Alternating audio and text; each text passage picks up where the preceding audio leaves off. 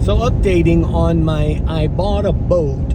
I bought a 1993 Kenner 18-foot bay boat with a hull, 115 Johnson motor, tilt trim, and lift attached to it. A real squonky looking lift.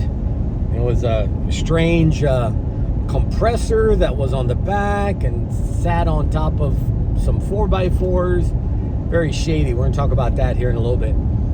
And the last update that I gave you, you can click right here and you can see that last update. I talked about transferring the paperwork from the original owner's name to my name. And so that's done. I have it all right here in my armrest. So when I get my boat back from where the work is being done at, I'm going to go ahead and put all my tags, my paperwork on the trailer, a new plate for my trailer. Then we're going to clean it up, detail it, and then put new decals on it once we're done cleaning it up and taking a look at the gel coat on it. We're going to go ahead and put new decals on it. And then I'm having a custom name put on the back of the boat. We've decided to name the boat Sophia Lisa. Is that the name?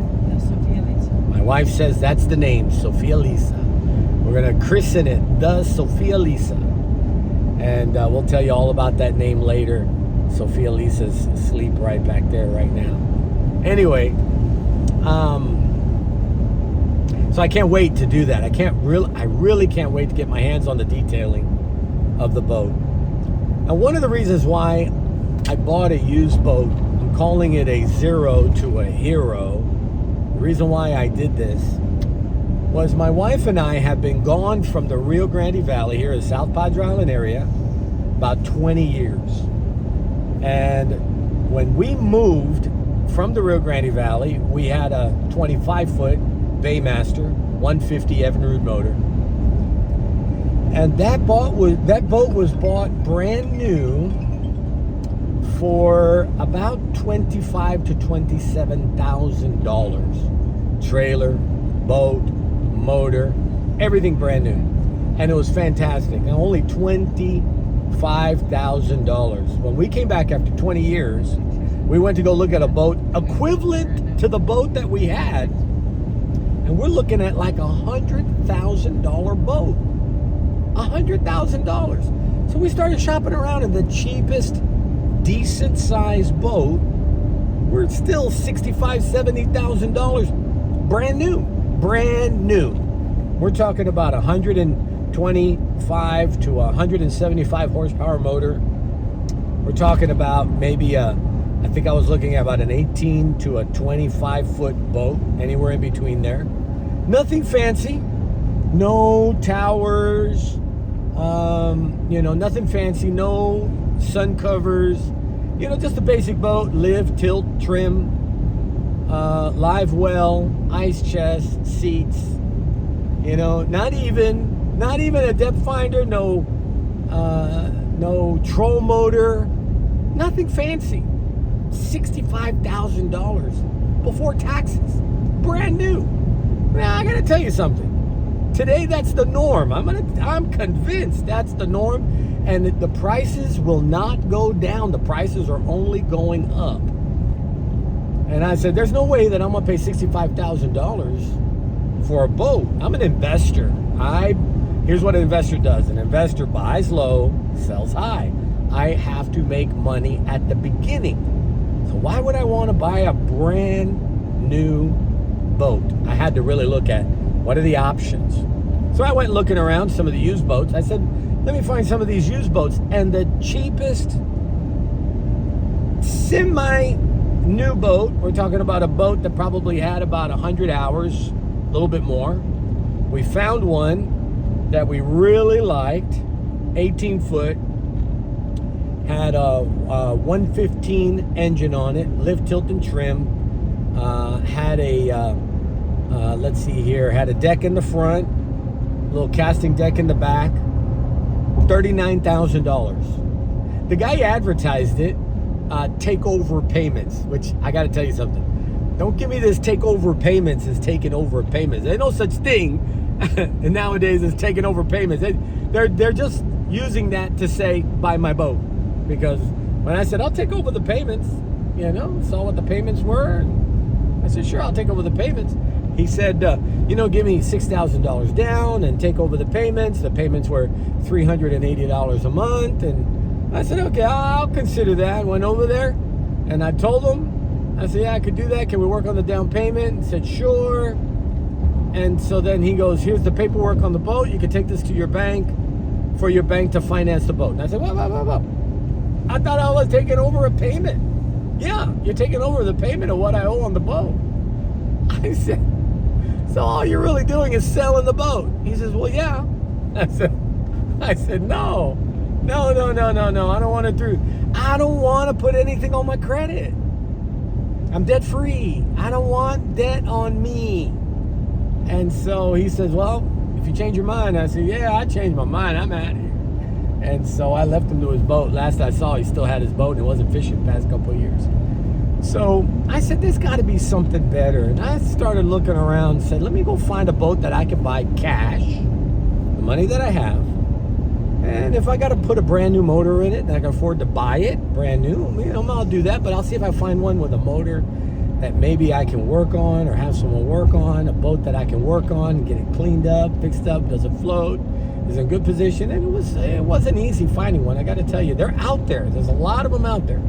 The biggest problem that I had is that they sell fast. When you find a used boat at a price you can afford, you almost have to pull the trigger right away because, so many times that I saw it and I do this thing before I buy something cash. I go to the Lord and I said, Lord, you don't want me to buy it? Then I need you to find a buyer for it and sell it to them before I get it. And then when I call them back, it's gone. And so that's how I let myself be led by God. I don't try not to move too quick. And so I found this boat that I ended up buying. They had a price about $4,600. And he let me have it for $4,000 cash. I started talking to him about a week before. I asked the Lord my prayer, Lord, please find a buyer for his boat. Bless the man, let him sell his boat. The man never called me back. He didn't do a hard sell. He didn't try to push me to buy the boat at all. I called him again. He still had to ask some more questions. He said, you want to go see it? I went to go see it. And I liked it. And then following day, I left. And I made him an offer, waited a couple of days. He didn't take my offer. But I know that I was low-balling the offer. But we settled at $4,000, and it still took a couple of days to make sure that it was what I believed to be God. So I gave the Lord plenty of opportunity to find a buyer for the boat. That helps me. Let me tell you something. If you ever want to make sure that you don't make a mistake and you don't jump ahead of God and you don't buy something you shouldn't have bought, don't buy on emotion. When you go buy a car, a house, anything, whatever, you're going to pay cash on it. Don't buy on emotion. Educate yourself. Position yourself to where you can do real well thinking about what you're going to buy. And then give the Lord chance and go before God and pray and ask him to continue to guide your footsteps. And right before you're about to go buy the boat, say, Lord, please find a buyer for this boat. And he take it off the listing. I'm about to go buy it. Or show me not to buy it. And then if you do that and it comes time that you buy it, hey, then God most certainly has a plan for you, the best he could say. And so I bought this boat, confident in it, took it to the shop. I had a mechanic look it over. The mechanic told me exactly what the seller said. Good compression. The boat runs. I turned it on there at the place, and it runs. And it had some things that needed to be fixed, thus the price. You're not going to find a $4,000 boat that you're going to jump in and go fishing right away. As a matter of fact, you better not. If you do, you might get stuck out there. Nobody wants to get stuck. And I have a friend that bought a boat for $6,000, $7,000, went fishing right away. Thought he'd wash the boat in the water, And next thing you know, he had to wait 6 hours for a guy to come tow him back home. And nobody wants that. So I went ahead and bought the boat. I looked it over, watched it, wanted to see if it leaked.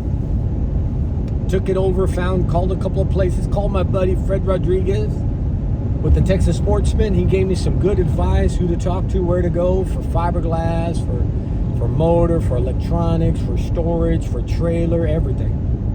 And so I went to Andy's Marine was the place I decided to go to. Andy's Marine for the motor. Andy's Marine was on all the ratings, Google ratings, had all the best ratings that a Johnson builder, the motor is a Johnson, the 115. Andy Marine sells parts, the actual parts to all the different mechanics that work on Johnson motors. They're the ones who supply them all up and down the valley. And they don't have a big showroom, so they're not going to try to sell me a boat. That was my key thing. I didn't want to go to a place that sold brand new boats, because two things. If you go to a place that sells brand new boats, you can also apply this to cars. Works the same way. If you have a car, one of the reasons why car dealerships like to service your car, and they even give you free oil changes and all that, maintenance and so forth. The reason why they do that is because they will know when it's time for you to get a new car. And what they'll do is they'll know, okay, well, let's get a sales pitch ready. So same thing with a boat. If I showed up with a beat up boat, I in my mind will end up not having the confidence that they're gonna fix up my boat right. That was funny. They're going to fix up my boat right, because I think that what they're going to do is they're going to tell me something's major wrong with it, which there probably would be. But I won't believe it, because then they'll say, why don't we give you so much money as a down payment on this boat, and we'll get you in this brand new boat, blah, blah, blah, blah, blah. And I didn't want to do that. I want to get into a decent used boat.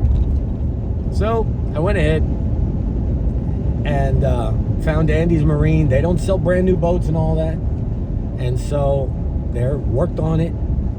And the mechanic there, oh my gosh, this guy has been just awesome, giving me the details, telling me everything about my boat, about my motor, walked through it, told me great compression. Same thing the sales guy told me, the guy who sold it to me, not the sales guy, the guy who sold it to me, which was also a mechanic, told me the same thing. He says, well, we're going to do a couple things. The lower end probably needs to be worked on. It'll work, but there's some wear and tear on there. And key thing I told him, I said, I didn't want to be left. He says, we're going to rebuild the lower unit. I said, all right, we're good with that. And then he says, we're going to fix up and rebuild the carburetors. That's right, the injectors. I said, I'm good with that. And then he came back and he said, and here was the big deal. He said that there's water, a little bit of water that's coming out of the head. He says you got great compression, great oil, no water in the oil, no water in the gas. And he says, and you're not burning oil, but there's a little bit of water coming out of the head. And that concerned me. And I said, I'm going to look at a brand new motor. So I began to explore brand new motors. I told him to give me some time to think about it. Remember, I got to go to God. Got to ask him, what do you want me to do? And I always give God opportunity, no rush. I told him, will you give me about a day or so? And I actually gave him about a week. And so what I'm going to do is this. I'm going to do another part to this update. And I'm going to talk to you about what I did. Did I buy a brand new motor? Or did I say, let's rebuild the engine? I want you to see it, because either way, I'm going cash. So I'll tell you what I did on my next episode of I Bought a Boat. Hey, listen, do me a favor. Can you hit subscribe so that way you get that update when I do the update about I Bought a Boat? Remember to hit thumbs up. Put a comment down below. Give me some suggestions of what you think I should do. I don't know it all. I'm not a mechanic. I'm not even a shade tree mechanic. But so I need somebody just to kind of walk me through some things. Tell me your pros and cons. Why would you buy a brand new boat? Why would you buy a used boat? Tell me your story. Let me know what you did. If you have a YouTube channel, tag me down below in the comment and let me know. Let me know about your channel. Let me know about what you're doing. I want to hear from you. And follow me here on my YouTube channel, and so that way we can build a good relationship together. So I'm looking forward to seeing you on the next episode. Those of you that are watching on my television broadcast, I thank you so much for tuning with me on the television broadcast. There's a couple of changes that are going to take place on the TV broadcast, so stay tuned for the next episode of the Clark Ortiz Show, and you can keep up to date with the things that we're doing in the business and the ministry and in everything that we're doing. I got some great things that I've been teeing up. I can't wait to tell you about what I'm doing in the restaurant business. I just can't wait to tell you about it. But it's going to be some great stuff. So anyway, hey, remember this. I love you greatly, and I thank you for being with me. Not only do I love you, but Jesus loves you too. I'll go take on the day. God bless you.